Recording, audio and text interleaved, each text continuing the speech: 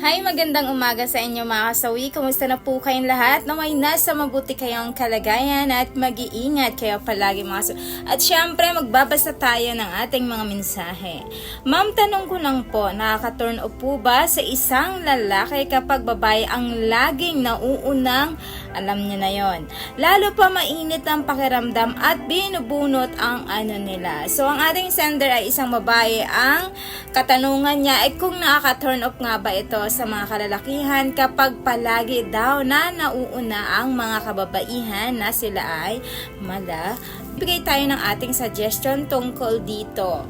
Para sa akin ay hindi naman nakaka-turn off isang babae kapag sila ay palaging nauuna sila. Kasi alam niyo ba kung bakit? Giging puntos ito sa mga kalalakihan kapag palagi na napapauna si Mrs. pagdating sa jugjugan. Kasi syempre, ibig sabihin nun, mas nasasatisfied ang isang babae kapag sila yung nauuna kumpara sa mga kalalakihan.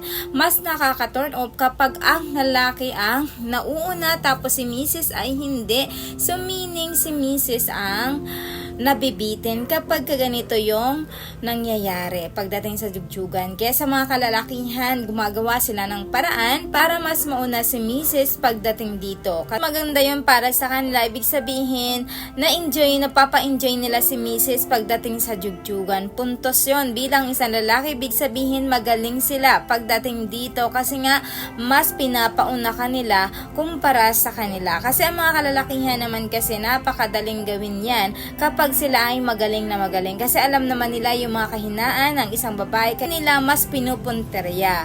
Kasi ang babae naman, kapag sila naman yung nauna, so ibig sabihin gagawa naman sila ng paraan para sumunod si mister. Kasi ang mga babae gano'n naman talaga kadalasan yung nangyayari. Kapag sila yung nauuna, gagawa sila ng paraan, si mister din ay sumunod sa kanila. Diba gano'n lang yun kasimple, give and take lang. Hindi ibig sabihin kapag lalaki nagyaya, dapat si mister ang mauna. Kapag si misis ang magyaya, si Mrs. ang mauna, hindi dapat ganoon. Talagang dapat mas maganda na si Mrs. ang nauuna.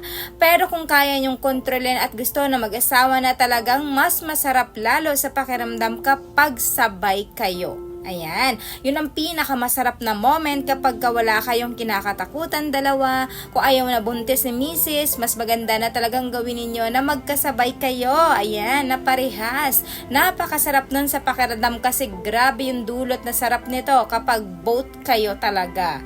Grabe yung lakas ng unin nyo at napakaingay yung dalawa dahil na-feel nyo at nasagad nyo yung sarap at na-feel nyo talaga na abot ninyo yung satisfaction kapag parehas kayong sabay. Ayan, napakasarap nun sa pakiramdam mga kasawi.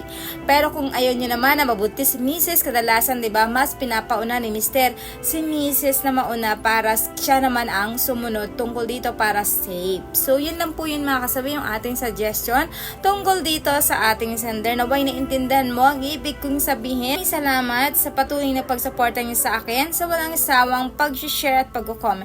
Sa mga hindi pa po nakapag-subscribe mga kasawi, pwede na kayo mag-subscribe, pwede na rin kayo mag-follow para updated kayo sa topic ko araw-araw. Magandang umaga.